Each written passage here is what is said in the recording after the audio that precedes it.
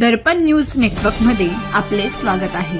आपण पाहत आहात घडामोडींचं अचूक आणि वेगवान प्रतिबिंब, अर्थात जनमानसाचं प्रतिबिंब, महादर्पण न्यूज. नमस्कार, महादर्पणमध्ये आपलं स्वागत आहे. आज आपल्या व्यासपीठावर असे व्यक्तिमत्व आहेत जे खानदेशाचे आहेत. एक खानदेशाची लेक आणि एक खानदेशाची सून, या दोघांनी मिळून एक किमया agro solution private limited company स्थापन केली आहे, जी शेतकऱ्यांच्या विकासासाठी, सर्वांगीण विकासासाठी काम करते. ही कंपनी, या कंपनीची व्याप्ती ही देशातच नव्हे तर विदेशातही. आज आपण किमया ॲग्रो सोल्युशन प्रायव्हेट लिमिटेडच्या संचालिका डॉक्टर विजया पाटील, ज्यांनी फिजिक्समध्ये PhD केलेलं आहे, आणि इंजिनियर संगीता दिनेश पाटील, ज्या आपल्या परिसरात जे दैवत गट आहे, दैवत जिल्हा परिषद गट आहे, त्या तिथल्या उमेदवार म्हणून इच्छुक आहेत. तर आज आपण त्यांच्याशी चर्चा करूया. मॅडम, व्यासपीठावर आपल्या दोघांचं स्वागत आहे. मॅडम, आपला थोडक्यात परिचय सांगा. थोडक्यात परिचय म्हणजे सगळ्यात प्रथम की मी माझं माहेर खानदेशचं आहे. जळगाव जवळ आपलं ते तरसोद आहे, तिथे आम्ही दर मे महिन्यात जायचो. शैक्षणिक बॅकग्राऊंड म्हटलं तर मी फिजिक्समध्ये PhD केलंय, पण माझा जो सगळा 15 वर्षाचा 20 वर्षाचा एक्सपिरियन्स आहे तो मल्टीनॅशनल कंपनीजमध्ये प्रोडक्ट डेव्हलपमेंटचा आहे. म्हणजे एखादी ब्रीफ असेल की पर्टिक्युलर प्रॉब्लेम सॉल्व्ह करण्यासाठी प्रोडक्ट डेव्हलप करणे, ब्रेक थ्रू प्रोडक्ट डेव्हलप करणे, त्यासाठी लागणारे पेटंट्स, पब्लिकेशन्स, असं पूर्ण माझं R&D आणि प्रोडक्ट डेव्हलपमेंटचं बॅकग्राऊंड आहे. तर यात मल्टीनॅशनल कंपन्यांमध्ये काम केल्यामुळे असं होतं की एक प्रोडक्ट अनेक कंपन्यांमध्ये रोल आउट व्हायचं. तर इंटरनॅशनल ट्रॅव्हलही भरपूर झालं, आणि ही एक माझी ओळख आहे. पण दुसरी अशी की हार्ट टू हार्ट, मी एका शेतकऱ्याची मुलगी असल्यामुळे कुठेही जगाच्या पाठीवर गेलं ना, तर तिथे शेती कशी करतायत, त्यांना फायदा होतोय का, शेतकरी कसा असतो, ते काय इक्विपमेंट वापरतात, त्यांच्याकडे काय असं वेगळं आहे. आणि इथे असताना जळगावमध्ये आमची शेती होती, आणि मी जरी बाहेरच्या देशात होते तरी पुण्यात माझी नेहमी शेती होती. तर मी शेतीशी कायम कनेक्ट राहिली आहे, आणि हे बघत आले की इथली शेती आणि तिथली शेती याच्यात काय कंपॅरिझन आहे. मॅडम, तुमचा परिचय द्या. मी संगीता दिनेश पाटील, खानदेशची सून आहे मी, आणि गाव दैवत. आता मी जिल्हा परिषदसाठी इच्छुक आहे, इच्छुक उमेदवार आहे. माझे एज्युकेशन मी MA इंग्लिशमध्ये केली आहे, आणि इंजिनिअरिंग, इलेक्ट्रिकल इंजिनिअरिंग आहे. माझे जॉब पण लागला होता, पण मी ना मतलब छोटे मूळ होते म्हणून मी केली नाही. गव्हर्नमेंट जॉब सोडून मी घर सांभाळली, आणि इकडे माझे जे सासरे होते त्यांना ते आवडत नव्हतं, म्हणून मी ते जॉब सोडली. आणि आता मी कंपनीत डायरेक्टर पदवर आहे माझ्या पतीमुळे. कारण की ते मतलब त्यांना असं वाटतं की माझी पत्नी पण आगे पुढे जायला पाहिजे असं. मेरे पति की वजह से मैं आज यहाँ पे जो भी हूँ, मेरे पति की वजह से है, क्योंकि इनका स्वप्न था कि मैं कुछ आगे करूँ. तो इन्होंने कंपनी, हम दोनों ने मिलकर जो कंपनी डाली है, तो उनका पूरा उद्देश्य उनका ही है, क्योंकि इन्होंने पूरे 20 सालों तक छत्तीसगढ़ में किसानों के लिए जो काम किया है, उनके समस्याओं को जो सुलझाया है, तो हम ये चाहते हैं कि वो यहाँ पर भी उसी तरह से काम करें. तो हम यहाँ पर इस तरह से काम करना चाहते हैं किसानों के लिए, शेतकरी बंधुओं के लिए, कि उनका भी कुछ बहुत अच्छा हो सके और कम लागत में बहुत अधिक मुनाफा वो ले सके.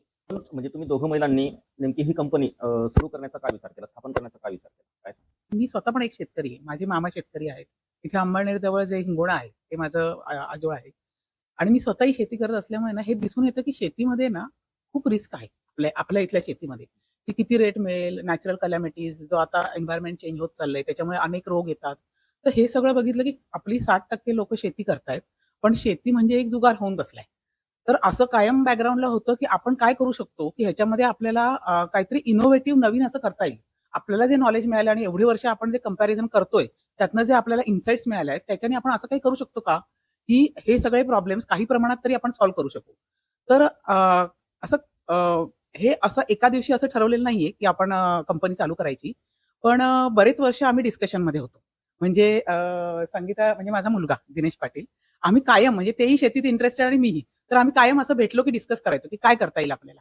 आणि मग 2022 मध्ये आम्ही निर्णय घेतला की आपण असं काही इनोव्हेटिव्ह प्रोडक्ट्स करू की ज्याच्यामध्ये आपली जी भारतीय संस्कृती आहे, म्हणजे पारंपरिक, आपण जर बघितलं की शेतकरी सघन होता भारतात, असं नाही की शेतकऱ्याकडे काही नव्हतं. पण ह्या मधल्या काळात असं काहीतरी झालंय की शेतकऱ्याला बरंच स्ट्रगल करायला लागतंय. पण त्याच वेळी आपण जर बघितलं ना की टेक्नॉलॉजी ओरिएंटेड वेनी परदेशामध्ये शेती चांगली प्रॉफिटेबल आहे. तर मग आम्ही असं 2022ला निर्णय घेतला. कोरोनाच्या दरम्यान आपण सगळेच फॅमिलीशी कनेक्ट झालो. तर तसं आम्हीही बऱ्याचदा डिस्कशनला आलो. मी गावी येऊन राहिले होते. मग आमचं असं डिसाईड झालं की आपण स्टार्ट करून बघूया. काय होईल ते होईल नंतर. आणि ह्या बऱ्याच वर्षांमध्ये ना एकीकडे मी माझी शेती करत असताना हळूहळू संशोधन चालू होतं की काय प्रॉब्लेम्स आहेत आणि आपण त्याच्यावर काय काय टेक्नॉलॉजीज मॉलिक्युल्स वेगळे वापरू शकतो आणि परदेशात वेगळं असं काय करतायत की ज्याच्यामुळे त्यांच्याकडे आपल्या समस्या येत नाही. तर 2022ला मग आम्ही हा निर्णय घेतला की आपण कंपनी स्टार्ट करूया. मला सांगा, कंपनीचं नेमकं मूळ उद्दिष्ट काय आहे नेमकं? थोडक्यात सांगा.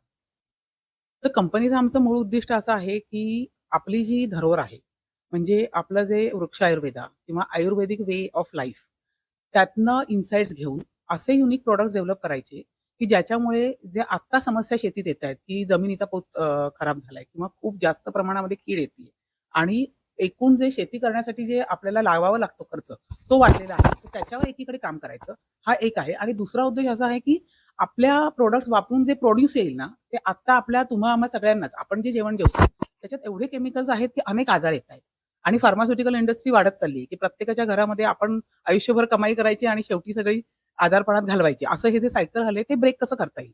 तर आम्ही प्रॉडक्ट डिझाइन करताना असा उद्देश ठेवला की आपल्याला आपल्या प्रॉडक्टचं जर शेड्यूल वापरलं तर जे आउटपुट येईल ते रेसिड्यू फ्री कसं आलं पाहिजे, ह्या उद्देशाने आम्ही एक पोर्टफोलिओ डिझाइन केलाय. आणि मग सेकंड जो प्रॉब्लेम आहे शेतकऱ्यांचा की त्यांना किती चांगलं अगदी सोनं पिकवा, पण ना तो रेट जो आहे तो त्यांच्या हातात नाहीये. म्हणजे अगदी ₹5 किलोनी सुद्धा विकावं लागतं, ज्याला ₹20 किलो समजा मका आता खूप कमी रेटनी गेला यावर्षी.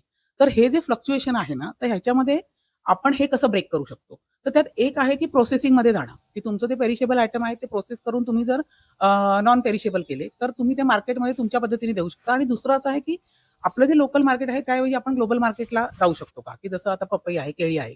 हे पेरिशेबल असले तरी ते ड्युरेशन जास्त आहे किंवा राईस आहे. तर ह्याला आपण ग्लोबल मार्केट उपलब्ध करून देऊ शकतो का? पण आता ग्लोबल मार्केटमध्ये पण खूप कॉम्पिटिशन आहे. तर आपल्या प्रोड्यूसमध्ये युनिकनेस पाहिजे. तर तो कसा आणता येईल? तर असं आम्ही एंड टू एंड थिंकिंग केलंय की तुम्ही आमचं शेड्यूल वापरा. त्याच्यातनं जे प्रोड्यूस येईल ते रेसिड्यू फ्री असेल. इथे जरी विकलं तरी जे खातील त्यांना त्याचा फायदाच असेल आणि ह्या एक USP घेऊन आपण इंटरनॅशनल मार्केटमध्ये कसं जाऊ शकतो. तर आता मी असं म्हणेन की 2022 ते 2025 या दरम्यान आम्ही पहिला जो आपला टार्गेट आहे ते आम्ही अचीव्ह केलंय. म्हणजे आमचा आता पोर्टफोलिओ ऑलमोस्ट कंप्लीट आहे.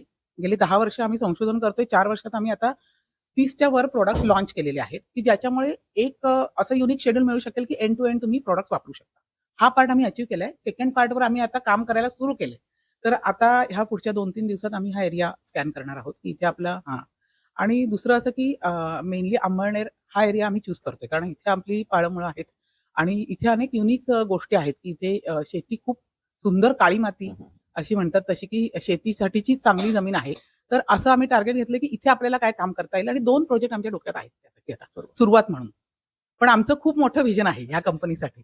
दैवत सारबेटा गटासाठी इच्छुक आहात जिल्हा परिषद निवडणुकीसाठी. मला सांगा, की या कंपनीचा आपल्या गटासाठी आणि विशेष म्हणजे आपल्या खानदेशासाठी काय फायदा होईल? काय सांगाल तुम्ही? दैवत सारबेटे जो गट है उसके लिए हम एक ऐसा प्रकल्प लाने का सोच रहे हैं कि यहाँ पे पानी बहुत है। अभी जो डैम बना है उसकी वजह से पानी बहुत होने की वजह से यहाँ किसानों को हम चुनकर कुछ किसानों से हम गन्ने लगवाएंगे और उसका गन्ने का गुड़ का पाउडर बनाकर बाहर एक्सपोर्ट करेंगे। जो रेसिड्यू फ्री होगा उस गुड़ को हम बाहर एक्सपोर्ट करेंगे। वैसे ही जो अदरक है, अदरक की खेती होती है, उसमें भी हमारे जो किमाया के प्रोडक्ट डालने के बाद में वो रेसिड्यू फ्री हो ही जाता है। तो वैसे अदरक का पाउडर भी बनाकर उसको हम बाहर एक्सपोर्ट करेंगे। तो वो प्रकल्प लगाने का हमारा प्लान है। ह्यात आमचा मेन उद्देश हा आहे, की चांगलं मार्केट अवेलेबल करून देणे आणि रेसिड्यू फ्री असल्यामुळे एक USP असल्यामुळे ना आपण जास्त चार्ज करू शकू. तर तो फायदा खाली किसानांना म्हणजे शेतकऱ्यांना आपल्याला पास ऑन करायचा. हा आपला मेन उद्देश आहे याच्यात. खानदेशामध्ये मोस्टली कापूस उत्पादन घेतात, कापूस आणि मका. त्याच्यामुळे शेतीचं पोत म्हणजे शेतीची जी क्वालिटी आहे ना ती खराब होते. तर याच्यावर काय उपाययोजना कराल आपल्या कंपनीत? काय सांगा? खूप चांगला प्रश्न विचारला. आम्ही ह्याच्यासाठीच एक स्पेसिफिक प्रॉडक्ट आणलेलं आहे. आता कापूस आणि मका हे खूप खादाड पीक आहे आणि कापसात आता ज्या नवीन-नवीन व्हरायटी आल्या, त्या सगळ्यामुळे जो जमिनीचा पोत खराब होतोय, त्याच्यासाठी आम्ही 2 गोष्टी म्हणतोय. एक म्हणजे आमच्याकडे एक सॉइल रिबूट म्हणजे कसं, की आपल्याकडे खूप ॲप्लिकेशन ओपन असले, की आपण कॉम्प्युटर रिबूट करतो. तसं सॉइलमध्ये पण ना खूप कचरा जमा होतो. तर ते सगळं जर तुम्ही साफ केलं आणि रिबूट केलं ना, तर आपोआपच जमीन चांगली व्हायला लागते. तर यासाठी आम्ही एक प्लॅटफॉर्म प्रॉडक्ट म्हणजे 3 प्रॉडक्ट आम्ही लॉन्च केले. सॉइल रिबूटच्या under veggie excel, root excel आणि शूट एक्सेल. तर ह्यामुळे जसं-जसं आपण शेतीत पिकं घेतो, तसं काय होतं, की जमिनीचा पोत खालावतो. पण आपल्या प्रॉडक्टने एक्झॅक्टली विरुद्ध होणार आहे. तुम्ही जसं-जसं आमचे प्रॉडक्ट वापराल, तुमची जमीन परत रिजनरेट होईल आणि तुमचं यील्ड वाढेल, जमिनीचा पोत सुधारेल, कमी लागत लागेल. आता जे आपले प्रोडक्ट आहेत ते शेतकऱ्यांना परवडेबल आहेत का? कारण काय सध्या ऑलरेडी नैसर्गिक संकट असेल, अतिवृष्टी असेल किंवा पाऊसच पडत नाही, त्याच्यामुळे शेतकरी नेहमी संकटात सापडत असतो आणि त्यातल्या त्यात त्यांना हमीभाव मिळत नाही शेतकऱ्यांना. तर त्या तुलनेने आपलं प्रोडक्ट त्यांना कसं परवडेल, काय सांगाल तुम्ही? तर सगळ्यात पहिले मी असं विचारेन, की जेव्हा कोरोना आला, प्रत्येकाला नाही झाला. म्हणजे काय आहे, की तुमची जर इम्युनिटी खूप चांगली असेल ना, तर काही होऊ दे, पाऊस येऊ दे किंवा काही येऊ दे, तुमच्या पिकाला प्रॉब्लेम होणार नाही. तर आपण आपले प्रॉडक्ट परवडनेबल तर आहेतच. मार्केटमध्ये ज्या टाईपने आहे त्याप्रमाणे आपलं कॉस्टिंग आहे प्रॉडक्टचं. पण सगळ्यात महत्त्वाचं म्हणजे आम्ही ॲग्रो होमिओपॅथी आणि जे आपले प्लांट एक्स्ट्रॅक्ट आहेत, म्हणजे वृक्ष आयुर्वेदातनं आम्ही बरंच वर्ष झाले स्टडीज करून असे काही प्लांट एक्स्ट्रॅक्ट घेतलेत, की ते आणि ॲग्रो होमिओपॅथी यामुळे तुमच्या पिकाची व्हायटॅलिटी एवढी चांगली असेल, की तुम्हाला कीड किंवा रोग नियंत्रण याच्यावरती उलट तुमचा खर्च वाचवता येईल. तर नक्कीच परवडू शकतं. शेड्यूल वापरलं तर नक्कीच परवडू शकतं. मला सांगा, आता तुम्ही दोघं महिला आहात, या कंपनीच्या संचालक आणि तुम्हाला इथं एक्सपांड करायचं आपलं किंवा प्रायव्हेट लिमिटेडवर. मला सांगा, मग याच्यासाठी मॅन पॉवर लागणार आहे, तर याचं नियोजन काय केलं तुम्ही? आता आजच आम्ही एक एम-एस-सी केमिस्ट्री, ऑर्गॅनिक केमिस्ट्री इथलेच आपले अंमळनेरची आहे मुलगी, तिचा इंटरव्ह्यू घेतला. तर लोकल लोकांनाच आपण घेणार आहे. आणि आता रिसेंटलीच आम्ही जळगावमध्ये ऑफिस ओपन केलंय. जस्ट 1-1.5 महिना झालेला आहे.